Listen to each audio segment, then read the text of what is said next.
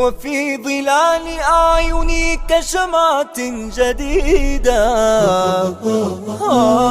ما زلت مثل وردة الربيع يا وحيدة. إريتريا يا جارة البحر ويا منارة الجنوب. إريتريا يا درة البحر ويا منارة الجنوب. السلام عليكم ورحمة الله وبركاته. مرحبا بكم مشاهدين قناة السلام فدائية في حلقة جديدة من برامج قضايا إريتريا، الذي نناقش فيه عديد من القضايا متعلقة بالشأن الإريتري. في حلقة نسلط الضوء بالحديث عن الإعلام وأهمية الإعلام ومدى تأثيره على المجتمع، كما سنتحدث عن تاريخ الإعلام الإريتري والعديد من النقاط نناقش مع ضيفي داخل الاستوديو دكتور حسن سلمان. مرحبا بك دكتور حسن سلمان. أهلا وسهلا ومرحبا بالمشاهدين. الله يسلمك. كما يسعدني أنا أستضيف معي خارج الاستوديو عبر الفيديو كول أستاذ أحمد شريف، الإعلام والشاعر المعروف. مرحبا بك أستاذ أحمد.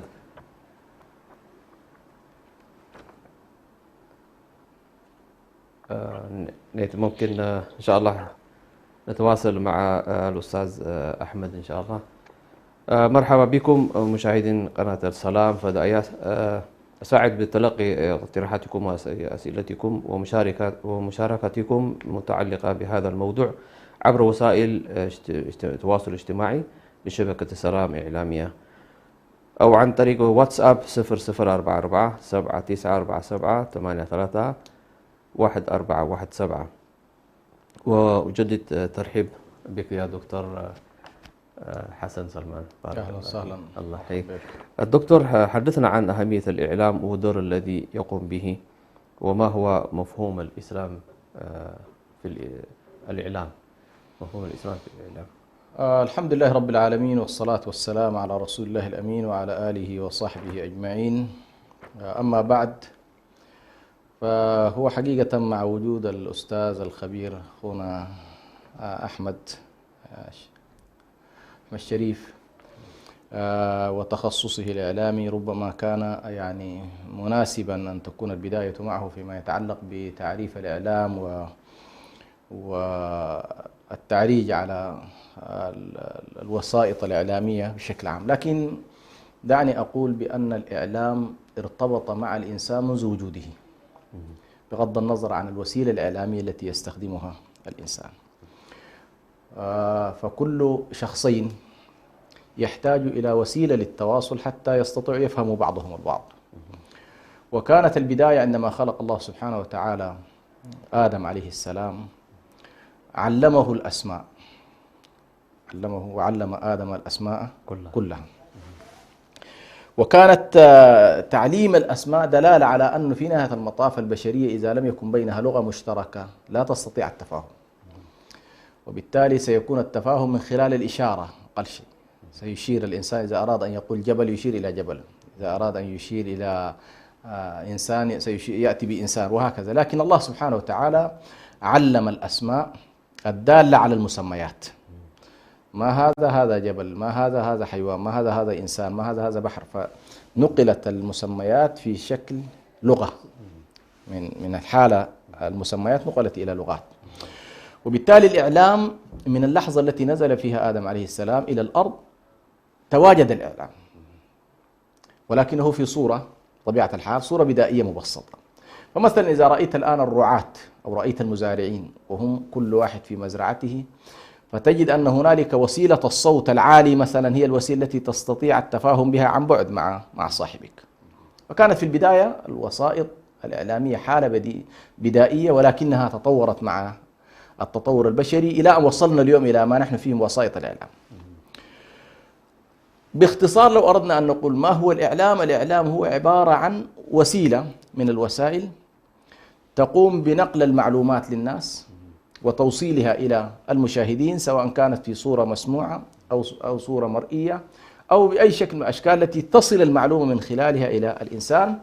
ويهدف الناقل هذا الإنسان الذي ينقل أو يريد أن يعني يستخدم وسيلة إعلامية لتوصيل المادة، بطبيعة الحال هو إما ناقل لخبر، وإما ناقل لحقيقة، وإما أنه ناقل لتحليل، وإما أنه يريد التأثير على الطرف الآخر من خلال معلومته. بطبيعة الحال الوسائط الإعلامية الآن هي تحرص في مجملها، تحرص على الموضوعية، تحرص على أن تكون مثلا جادة، تحرص على أن تكون لها رسالة، ولكن في نهاية المطاف من الصعب جدا الحديث عن الإعلام بأنه والله هو عبارة عن حالة يعني حيادية مطلقة، فكل إنسان له رؤية، له رسالة، له تقييم. فمثلا قد يكون موضوعيا في نقل الخبر حتى لا يكون الخبر كاذبا، ولكنه قد يكون غير محايد مثلا في تحليل المادة الخبرية، فسينطلق فيها من جملة من المعطيات. فباختصار شديد الإعلام هو عبارة عن الوسائط التي تستهدف الإنسان من خلال منابر مختلفة، سواء كانت منابر مسموعة مرئية، سواء كانت منشورات مكتوبة إلى غير ذلك. فهو على كل محاولة لنقل المعلومة للإنسان، والمساهمة في وعي الإنسان، والمساهمة في التأثير على الإنسان للوصول بهذا الإنسان إلى مسار أنت تريده. هذه باختصار شديد جدا فيما يتعلق بموضوع المعلومة. الله سبحانه وتعالى تواصل مع البشر يعني بأنبيائه، وهل الأنبياء إنهم يكونوا هل جزء من هذا؟ يعني مثلا الأنبياء بشروا بالجنة وحتى علمونا يعني الله يعني كيفية الله سبحانه وتعالى أو صفة الله سبحانه وتعالى، وهل هذا يكون يعني جزء من الإعلام؟ نقول ممكن بدأ من هذا في الدنيا. هو أي شكل من أشكال التواصل يدخل في الإعلام. فالأنبياء مثلا عندما كلفهم الله سبحانه وتعالى بالرسالة لتوصيلها إلى الناس، هم يمارسون بوسائل معينة، يمارسون دور إعلامي. هم دعاة إلى الله سبحانه وتعالى، ولكن هم يمارسون في النهاية، لأن الإعلام هو الإخبار. أنت تريد أن تخبر الطرف الآخر بما لديك. فالأنبياء يمارسوا قمة الأداء الإعلامي الموضوعي القائم على الحقائق، البعيد عن الكذب، البعيد عن التزوير، البعيد عن التزييف للوعي إلى غير ذلك. فهم يمارسوا قمة الأداء الإعلامي الذي يتمثل في رسالة الله سبحانه وتعالى، وبالتالي هم بطبيعة الحال يمارسون هذا. لكن كما تفضلت حالة الوحي نفسها ستلاحظ أنه فيها الوسيلة المباشرة، الوسيلة غير المباشرة، وتأخذ أكثر من منحى بنفس الطريقة اللي نحن عايشينها الآن في الوضع الإعلامي. فمثلا أحيانا قد يكون التكليم مباشرا من الله للرسول، وأحيانا قد لا يكون بشكل مباشر، يكون عن طريق جبريل عليه السلام، فتدخل حالة وسيطة في الرسالة الإعلامية. نعم. وهل نقدر نقول إنه مثلا في الإعلام السلبية ممكن نجيب جزء من الشيطان؟ الله سبحانه بعد ما خلق الله سبحانه وتعالى آدم وأدخله في الجنة، والشيطان مارس الإعلام الكاذب، يعني هل نقدر نربطه يعني مع الإعلام الكاذبة أو ممكن سلبيات الإعلام؟ هو بطبيعة الحال الإعلام في نهاية المطاف من حيث الرسالة ومن حيث يعني كمضمون وكوسائط سيأخذ أشكال مختلفة. إما أنه والله يكون إعلاما هادفا يسعى إلى نقل الحقائق ويسعى إلى نقل القيم وإلى ترسيخ القيم الفاضلة وإلى بناء الإنسان بشكل صحيح، وإما أنه يدخل في المسار الآخر وهو لأقعدن لهم صراطك المستقيم، فيتحول هذا الإعلام من إعلام إنجاز التعبير أن نقول بأنه إعلام رحمني يستند إلى إياك نعبد وإياك نستعين الرحمن الرحيم، وبين إعلام شيطاني يقوم على فكرة التزيين لأزينن لهم ولأقعدن لهم صراطك المستقيم ولا تجد أكثرهم شاكرين. فهذا نوع من أنواع الإعلام سيظل موجود. ففي نهاية المطاف الإعلام يمكن أن نقول على مستوى الوسائط قد يكون محايد، يعني الآلة الإعلامية في نفسها قد تكون محايدة، ولكن على مستوى المضامين بطبيعة الحال ما تحمله هذه الرسالة، ما تحمله هذه الآلة الإعلامية قد يكون مضمونه إيجابي وقد لا يكون إيجابي. أستاذ أشرف، أستاذ أحمد أشرف لسه ما جاء. أنا شريف. معي أستاذ أشرف أحمد شريف. أحمد شريف يعني بس ما أدري هذا الصورة واضحة ولا لا، ما أدري. الأستاذ أحمد تسمعني إن شاء الله؟ أحمد شريف، الأستاذ أحمد. إيه. طيب إن شاء الله نواصل إن شاء الله إذا جاءنا الدكتور. دكتور هنا ممكن نقدر نقول إنه الآن في هذا الزمان يعني فيما نحن الآن وصل إلى الإعلام كما نشوف فوضى الإعلامية وفي مربوط إعلامي ورسمي يمارس يعني بالحكومات أو مؤسسات يعني معروفة زي BBC CNN، وفي هذا ووسائل الإعلام الآن يعني كل واحد صار تقريبا إعلامي في بيته. يعني كيف نضبط أو ضوابط الإعلام؟ ما هو ضوابط الإعلام يعني صحيحة؟ هو على كل أول من حيث النفوذ والتطور يأخذ الإعلام بشكل كبير جدا، كلما تطورت وسائطه كلما احتل مساحة كبيرة من الأهمية والمكانة والنفوذ. والصحيح من قال بأنه والله الإعلام مثلا هو السلطة الرابعة، ولكن قد يكون أقوى الآن، يعني لم يعد فقط السلطة الرابعة. وفي السابق كان الناس تتكلم عن سلطة تشريعية وسلطة تنفيذية وسلطة قضائية، ولكن حقيقة دخلت هنالك الآن الكثير من أدوات النفوذ والسلطة والتأثير، لدرجة الآن حتى تعريف السياسة اختلف نتيجة لتطور الناس في هذا النوع من أدوات النفوذ. ففي السابق مثلا كان السياسة تعرف بأنها علم الدولة، قبلها في التاريخ القديم كانت تعرف بعلم القيم عند أفلاطون وسقراط وغيره، ثم تطورت لتكون علم القيم فتبحث في المؤسسات الفوقية، ثم تطورت بعد ذلك لتبحث معنا في علم القوة والنفوذ. من ضمن علم القوة والنفوذ الآن مثلا النفوذ الإعلامي، فمن يمتلك الآن مثلا إمبراطورية إعلامية، صارت الناس تمتلك شبكات ضخمة جدا. ليس يعني الآن لما تسمع عن الشبكات الكبرى في العالم، شبكة CNN، شبكة الجزيرة، هذه شبكات طبعا ضخمة جدا، لا تكون فقط قائمة على قناة واحدة ولا على إذاعة ولا على صحيفة، ولكنها تجد أنها عبارة عن مؤسسة ضخمة جدا. ويقوم مالك هذه المؤسسة بتوجيه الرأي العام والتأثير على الناس، وبالتالي فعلا الإعلام يمكن أن نقول بأنه سلطة حقيقية ومؤثرة. ومن يمتلك ناصية الإعلام اليوم صار يمتلك فعلا ناصية التأثير والريادة. طيب دكتور نرجع إن شاء الله. أستاذ أحمد شريف معي؟ نعم أنا معكم إن شاء الله.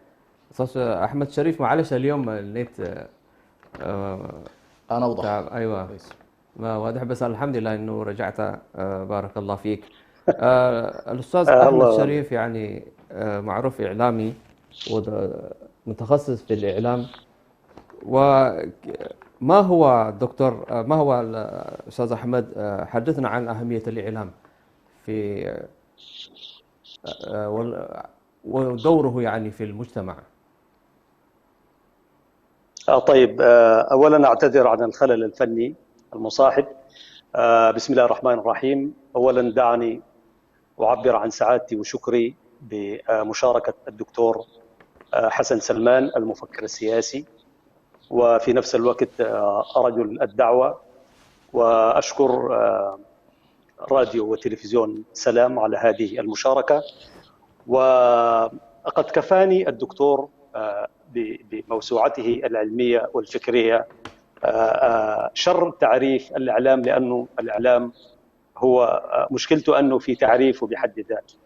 وقد جال بنا الدكتور من خلال معرفته العميقة في التطور التاريخي للإعلام، وكما أشار في حيثيات حديثه أنه الإعلام هو نشأ مع نشأة الإنسان، حيث الإنسان هو كائن اتصالي يستقبل ويرسل. وفي حديثه كذلك يعني ذكر، وهنا كأنه يشير، وحقيقة هنالك ما يسمى بالإعلام الإسلامي، والإعلام الإسلامي له ماهيته وخصائصه وأدواته واقع إشكالياته وتأثيره على المجتمع في البناء ورفع القيم. بالعودة إلى سؤالك أخي العزيز، دور الإعلام في المجتمع، نعم أتفق مع الدكتور حينما قال إنه الإعلام تخطى كونه السلطة الرابعة، الآن هو السلطة الأولى.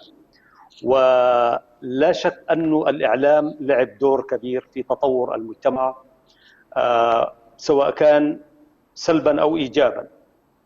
ولا نستطيع أن نحرر ساحة الإعلام من الاتهام، لأنه الإعلام كما يبني يمكن أن يهدم، ولكن الإعلام باعتباره علم فهو قائم على بناء المجتمع. واحدة من أهميته أو رسائله أنه يبني القيم في المجتمع. ومن وظائف الإعلام بالإضافة إلى ما ذكره الدكتور الإخبار والتعليم والإرشاد والترفيه والتوجيه والتثقيف والتسلية والإعلان والدعاية، وكذلك تعزيز الأخبار وتحقيق التنمية الاجتماعية والتنشئة ودعم الدوافع والتأثير والحوار والتربية. بالتالي الإعلام يعني خطورته أنه كما يقال أنه سلاح ذو حدين، يمكن أن يهدم ويمكن أن يبني. وبالتالي دائما المجتمعات تعطي هذه الوسيلة الإعلامية دور وأهمية كبيرة.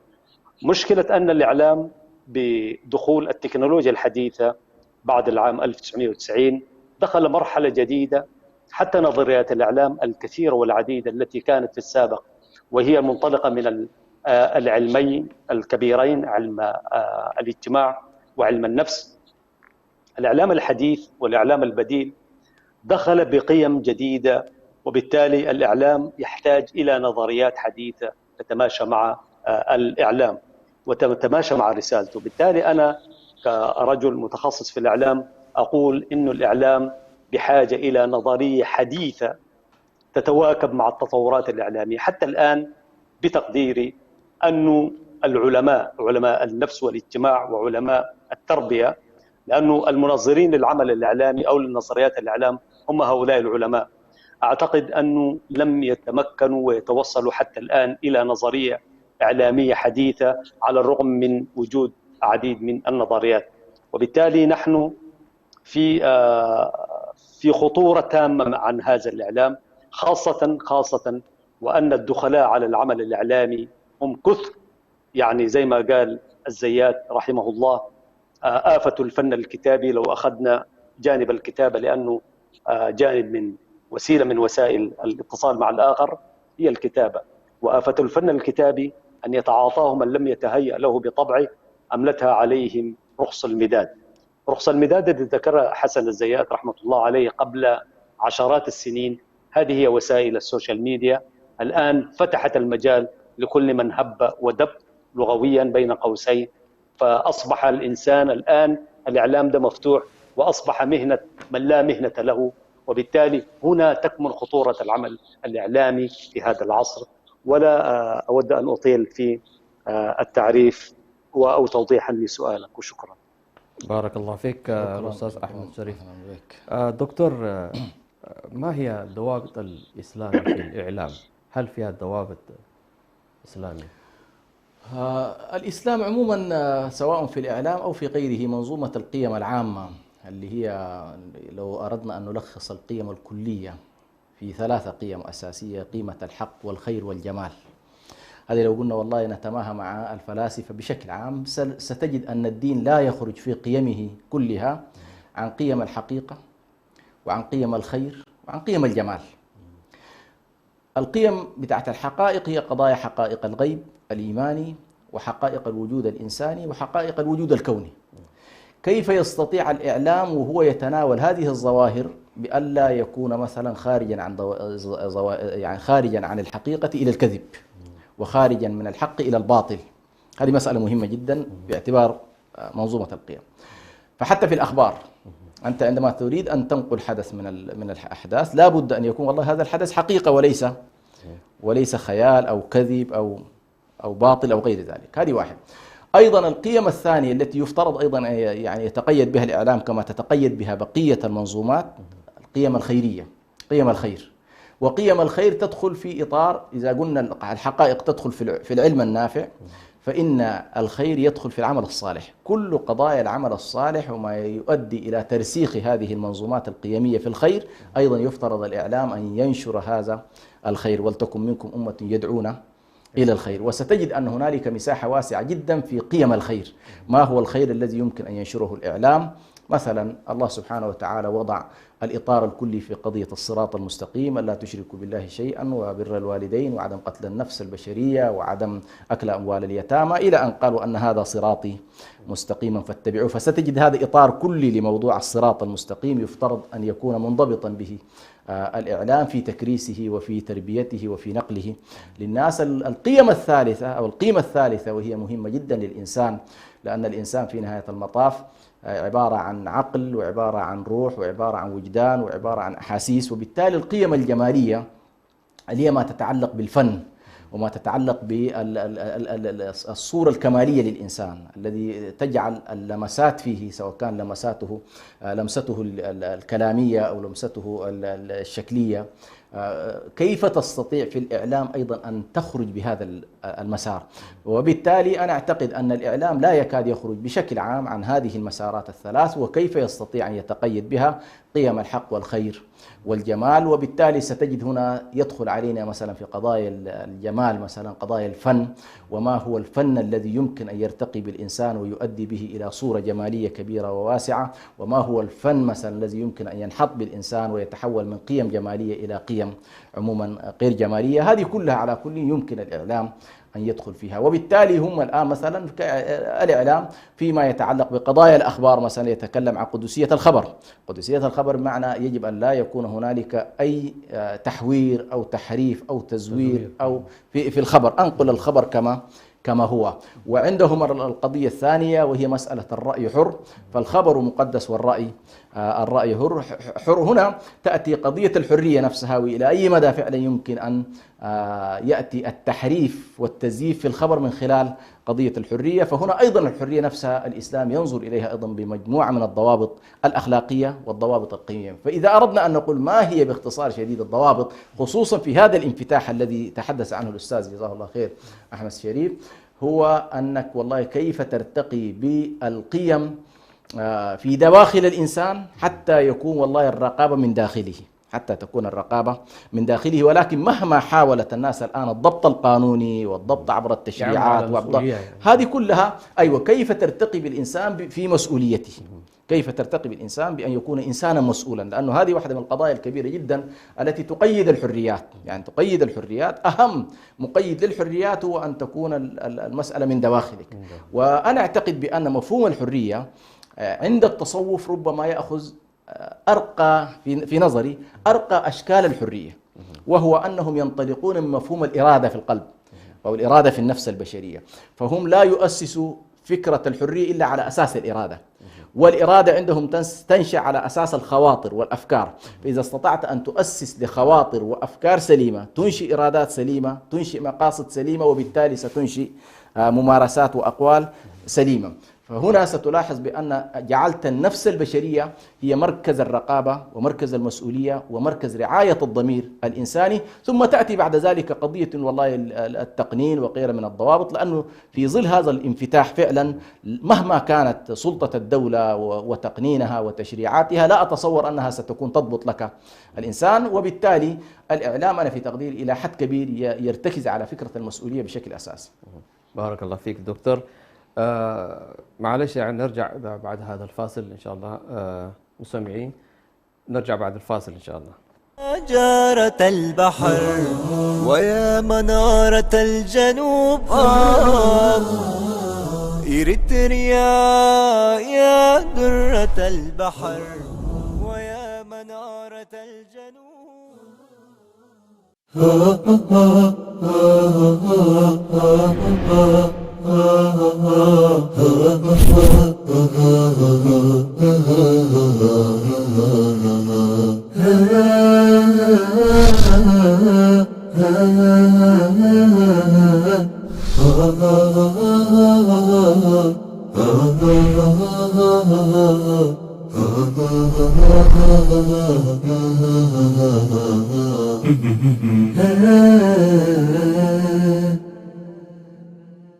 يا منارة الجنوب،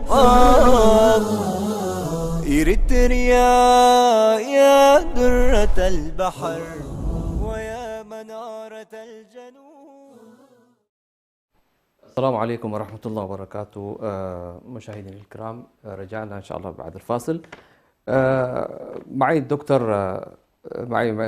عفوا، أحمد شريف، أستاذ أحمد شريف إن شاء الله معي. هل تسمعني؟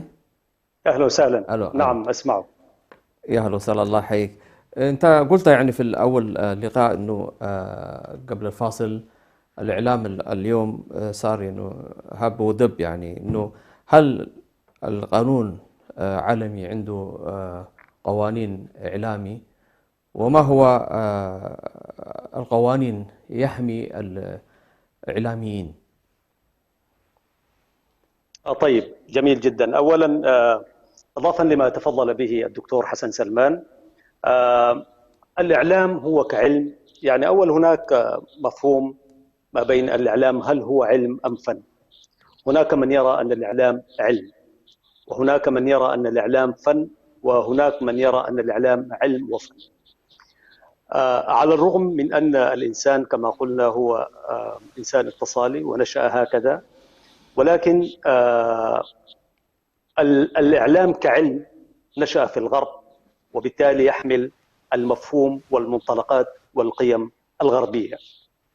وفي نفس الوقت هنالك من حاول من المسلمين في المنطقة العربية وغيرها أن يشرع للإعلام بضوابط ربما أشار إليها الدكتور حسن سلمان أو أشار إلى جانب منها، أن يخلق إعلاما إسلاميا ينطلق من قيم ومفاهيم إسلامية بحتة. وبالتالي هذا أنا لا أقول صراع، ولكن الحوار موجود. لكن الإعلام اليوم المسيطر بشكل كبير على المنظومة الكونية هو الإعلام ذو النشأة الغربية. وبالتالي الإعلام بنشأته الغربية نشأ على نظريات غربية أكثر منها شرقية. هذه المدارس الغربية حاولت أن ترسخ وتقول ليس هناك حرية مطلقة، ولكن هناك موضوعية متناهية في العمل الإعلامي. والإعلام طبعا مر بتطورات. يعني إذا كان مثلا سامويل جراهام مثلا أول صحيفة كانت نشأت أو مجلة سنة 1597، وبعدها تواصلت. ولكن نعلم أنه حتى الإسلام يحمل الكثير كما أشار الدكتور. ونحن دائما في الإعلاميين كإعلاميين نستشهد بقوله تعالى: فمكث غير بعيد فقال أحط مما لم تحط به وجئتك من سبأ بنبأ يقين إني وجدت امرأة تملكهم إلى آخر الآية. حوار بين سيدنا سليمان أو نبي الله سليمان والهدهد. وباعتبار أنه نحن كمسلمين نعلم أنه الله سبحانه وتعالى قال: ما فرطنا في الكتاب من شيء. وبالتالي منظومة العمل الإعلاني من القيم الدينية الإسلامية موجودة، وهنالك الكثير من النظريات الإعلامية بمنطلقات إسلامية. لكن كما قلت إنه الإعلام بمفهوم الغربي وأخذت التطورات، وحتى الجامعات والمعاهد والكليات ناشئة على مفاهيم غربية تعارف عليها البشر أو العدد الأكبر منهم. وبالتالي نشأت الجامعات ونشأت أو سار الناس على الدراسات العلمية في الماجستير والدكتوراه وما إلى ذلك. وبالتالي في قضية الإطار القانوني وحماية الإعلاميين أو الضوابط التي نشأ عليها هذا الإعلام الغربي، هو منطلق على مجموعة قيم، منها مثلا الإعلان العالمي لحقوق الإنسان، تضبط حرية التعبير وحرية وسائل الاتصال، وبرضو الدساتير للدول.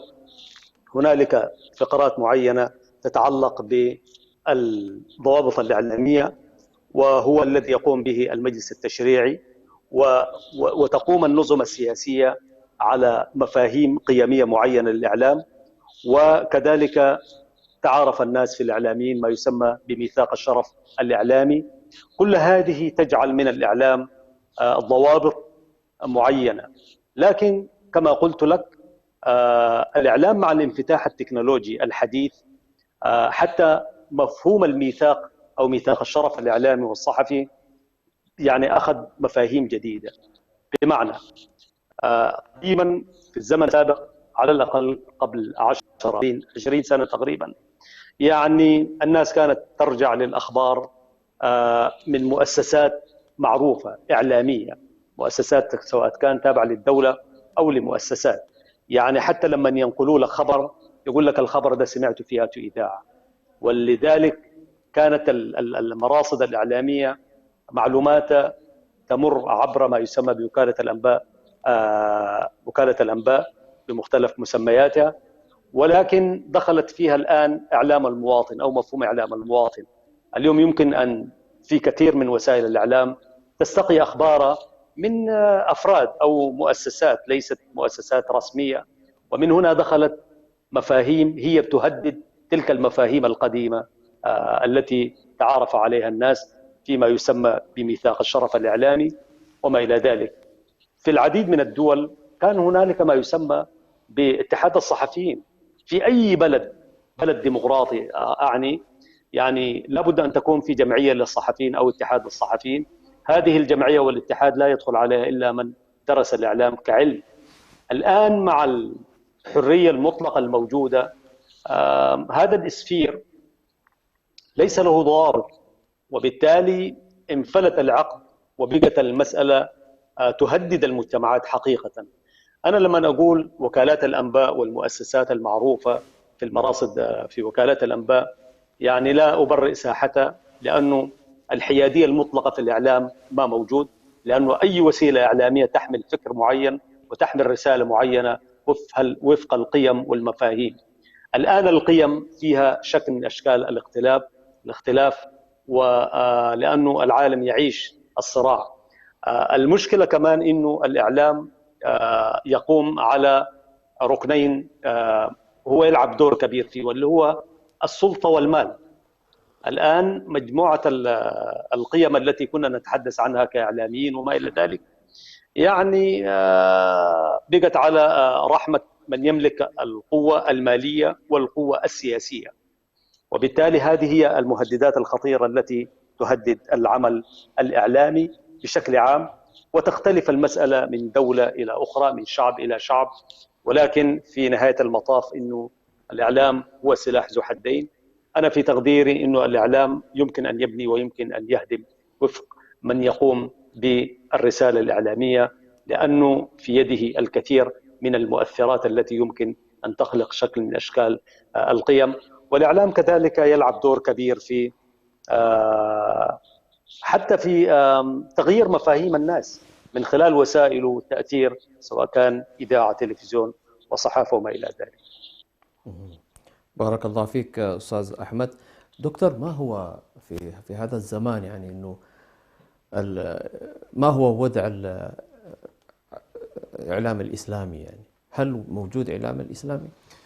أولا أنا أتفق يعني أتفق مع الكلمات ومع المداخلة التي أبداها الأخ أحمد شريف، باعتباره هو صراحة مختص في هذا المجال وأعرف منا وأخبر بتفاصيله. لكن في قضية مركزية مهمة جدا لا بد من الالتفات إليها، وهو قوله بأن والله حاليا هنالك هيمنة عالمية موجودة لحضارة معينة.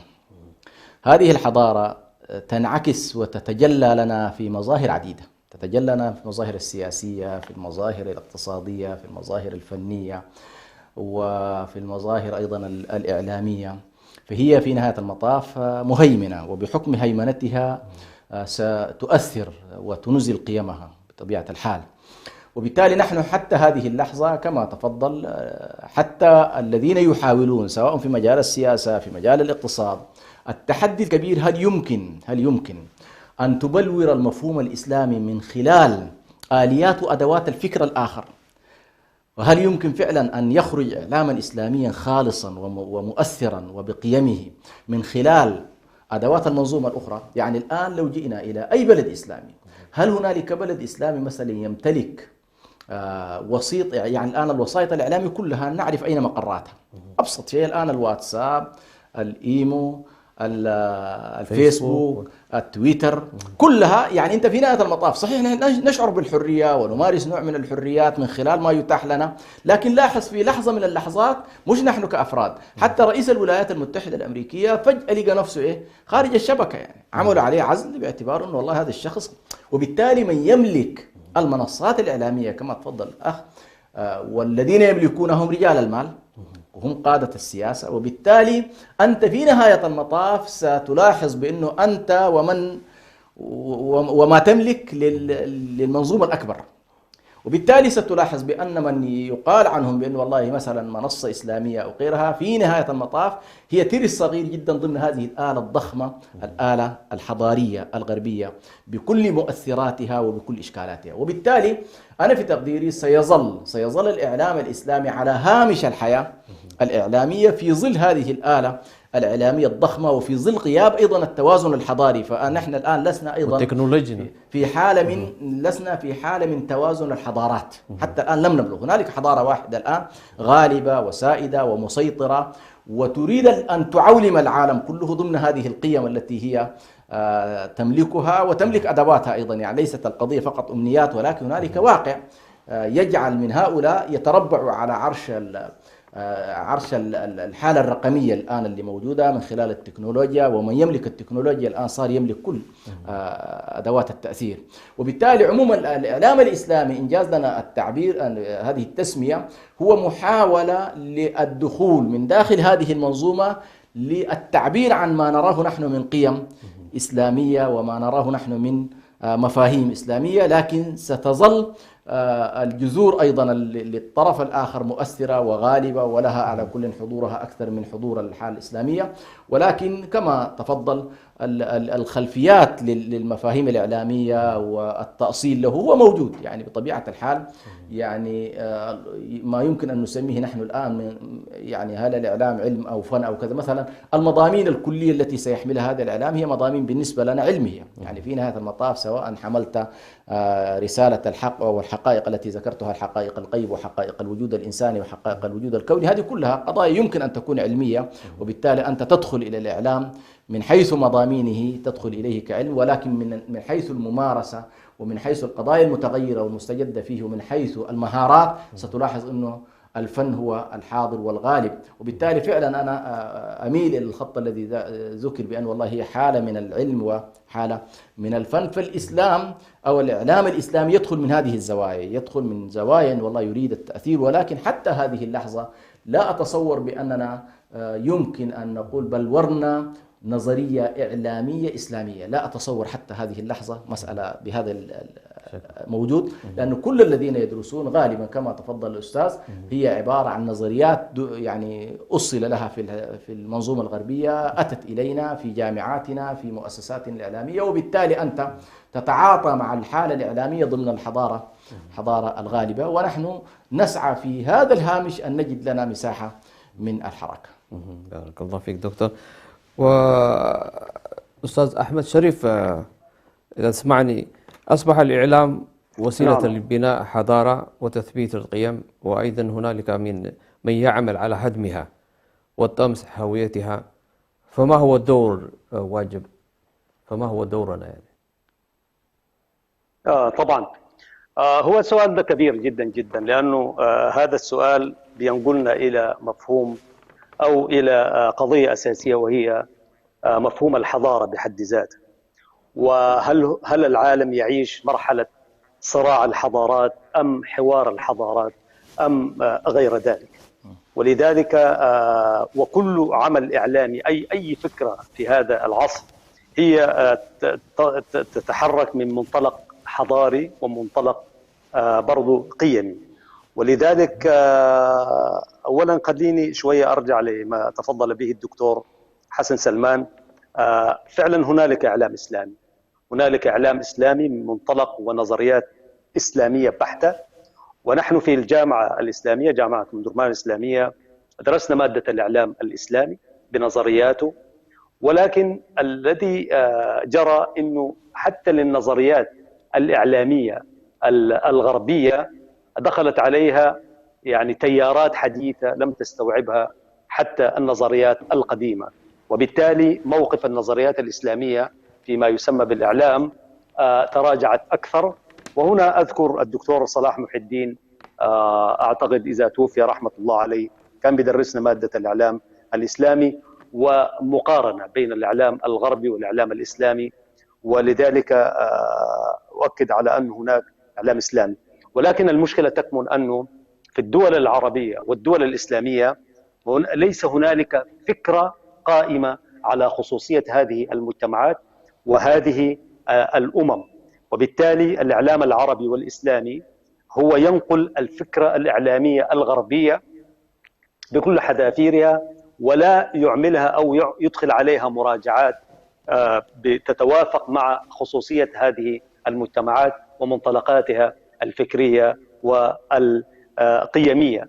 بالتالي الصراع ما بين الحضارات قائم على أشده حتى الآن، وأعتقد أنه هو الصراع الحضاري الموجود في الكون هو صراع ديني في نهاية المطاف، ولكن يمكن أن يكون بين هذا وذاك صراعا أو حوارا. السؤال شوية يعني الإعلام أن لا يساهم بشكل مباشر في صنع الحضارة أو بنائها، لأن هنالك عوامل وقيم أخرى تعمل مع الإعلام لوحده لا يستطيع، لأنه كثير من الناس يفتكروا أنه الإعلام يحل المشكلات. ولذلك أنا أجيب على هذا السؤال بعبارة مختصرة: الإعلام لا يحل المشكلات، ولكنه يعالج القضايا، بمعنى يعالج أبعاد مشكلة ما ويطرحها للجهات التشريعية والتنفيذية وأصحاب الرأي والمفكرين ورجال الدين وقادة المجتمع، وبالتالي هم الذين يطرحوا الحلول لكثير من المشكلات. الآن العالم يعيش صراع ما في شك، إلى أن أصبح الإنسان المشاهد والمتابع والقارئ والمستمع أصبح سلعة بالنسبة لهذه الوسائل وهذه المؤسسات الإعلامية. فكيف لهذا الإعلام أن يبني حضارة ويهد حضارة؟ أنا خليني شوية، لأنه مفهوم الحضارة هو مفهوم كبير لم تدخل فيه عوامل كثيرة، ولكن في دور الإعلام لو قلنا في تثبيت القيم أو يعني الارتقاء بالقيم أو هدم القيم، وفيما يتعلق بالمجتمعات هل يحافظ على هويتها أو يعمل على تمزيقها. شوية الإعلام يعني لا نستطيع أن نخط الإعلام في سلة واحدة، لأنه الإعلام ينطلق من أرضية معينة يعني تختلف المجتمعات المادية والمجتمعات اللي لها قيم دينية وقيم روحية، وبالتالي الإعلام ينطلق ويعمل في هذه المنظومة. لو قلنا مثلا بالنسبة لإعلام العالم الثالث بشكل عام، أنا في تقديري إعلام العالم الثالث ليس لديه أي آلية في المساهمة في القيم الحضارية الموجودة الآن. كل ما هو موجود هذا إعلام مقلد، يقلد وينقل، لا يحمل أي فكرة، هو يحمل المادة التي يشتري بها الأفكار المستوردة من هناك. ولذلك صدق حين قال الشاعر الكبير: يد الإعلام تهدم ما نعلي، وهل يعلو البناء بالانهدام. كثير من القيم في هذه المجتمعات غير الإعلام. نحن ما دايرين نخش فيما يتعلق بالمنظومة الإريترية مثلا، هذا الإعلام الموجود الآن غير كثير من قيم المجتمع، وبرضه في المنظومة العربية والإسلامية، لأنه الإعلام إذا نظرنا للإعلام الآن الموجود في المنطقة العربية والإفريقية هو إعلام منقول من الرؤية والمفهوم الغربي. وبالتالي الإعلام نعم يستطيع في دعم القيم وتثبيت أشياء معينة، ولكن في الجانب الحضاري هنالك أدوات مساعدة للعمل الإعلامي. الإعلام لوحده لا يستطيع أن يبني حضارة، ولكنه يستطيع أن يبني قيم ويعالج المشكلات إذا ما أخذنا بأسباب الإعلام مهنيا وعلميا وفي نفس الوقت قيميا. بارك الله فيك أستاذ أحمد شريف. دكتور، نفس السؤال، يعني هنالك من يعمل لهدم وطمس الحضارة، وما هو دورنا؟ جميل. على كل أن أنا أتفق مع إجابة الأخ أحمد شريف في أنه فعلا بناء المجتمعات وبناء الإنسان كإنسان من الصعب جدا أن نتصور بناؤه من طرف واحد. يعني حتى الطفل الآن منذ طفولته ستلاحظ بأنه تساهم فيه مجموعة من المؤسسات لتخرج لنا في نهاية المطاف طفلا سويا أو إنسانا سويا. فتلقى مثلا الأسرة من الأبوين يساهموا، المدرسة تساهم، المسجد يساهم، النادي يساهم، ثم بعد ذلك الوسائط الإعلامية مختلف اتجاهاتها أيضا تساهم، وبالتالي الجامعات أيضا كمؤسسات كبرى في المجتمع تساهم. فكما تفضل الأخ أستاذ أحمد في أنه لا نتصور بأنه والله يد الإعلام وحدها هي التي ستغير لنا، لكن بطبيعة الحال حاليا تصدر الإعلام بشكل كبير. يعني الآن الشخص جالس أمام الشاشة أو جالس أمام التلفون أو أمام التاب تجد 7-8 ساعات، وبالتالي هو يعني تلت يومه تقريبا يمكن أن يكون مع الوسائط. وتجد كثير من الناس ربما شغلتهم الآن حتى التلفونات عن قضية القراءة للكتاب، هذه أيضا يجب أن نستصحبها. وبالتالي أنا أتصور أن مساحة التأثير مساحة كبيرة جدا، ولكن لو دخل إلى هذا المجال رجال يحملون رسالة، يحملون قيم، يحملون مفاهيم، يحملون هم للأمة، وينظروا إلى فعلا هذه الوسائط باعتبارها من القضايا التي امتن الله سبحانه وتعالى بها على الإنسان وسنظل نكون مسؤولين عنها.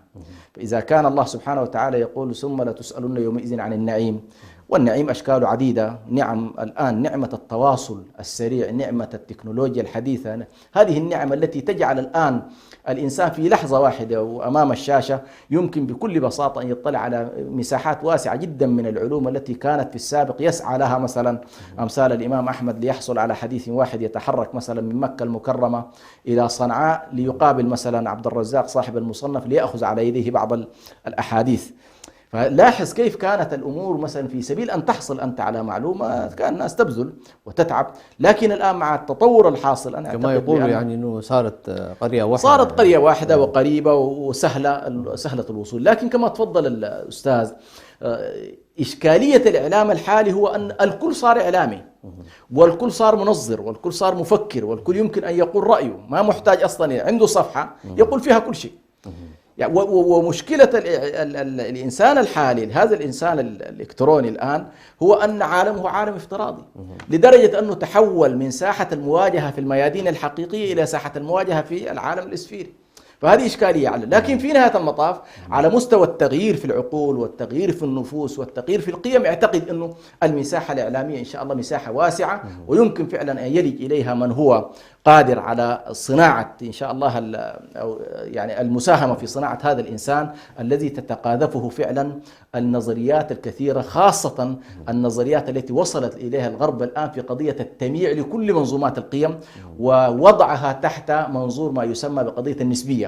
من يوم أن ظهرت فكرة النسبية الآن في العالم صار كل شيء نسبي، يعني لدرجة وصلت إلى حالة الفوضوية. يمكن للإنسان أن تقول له هل أنت موجود؟ فيقول لك والله يا أخي إن رأيتني موجود فأنا موجود، إن لم تراني موجود غير موجود، ما في مشكلة يعني. فهو لا يجد مشكلة أصلا في قضية النسبية، حتى فيما كان في السابق يعتبر هذه ثوابت ولا يمكن أن يحصل فيها تحول أو ننظر إليها من منظور النسبية في القيم. لا، صار كل شيء الآن نسبي، وهم على كل قد يكون اضطروا إليها في فترة من فترات في مواجهة الكنيسة لمحاولة تقبل الآراء كلها والخروج من دائرة المقدس الذي كانت الكنيسة مثلا تحملهم عليه بأن هذه يعني منطقة ممنوع الاقتراب منها، فهم خرجوا من هذه المنطقة ونادوا بمساحة إن والله النسبية، فكرة النسبية بالنسبة لهم جميلة في أن والله يعني كل السياسيين داخل البرلمان مثلا ما في واحد يجبر يعني على رأي الشخص الآخر يعني. أيوة. لكن نحن بالنسبة لنا هنالك مساحات الثوابت، وهنالك طبعا مساحات المتغيرات اللي ممكن تكون فيها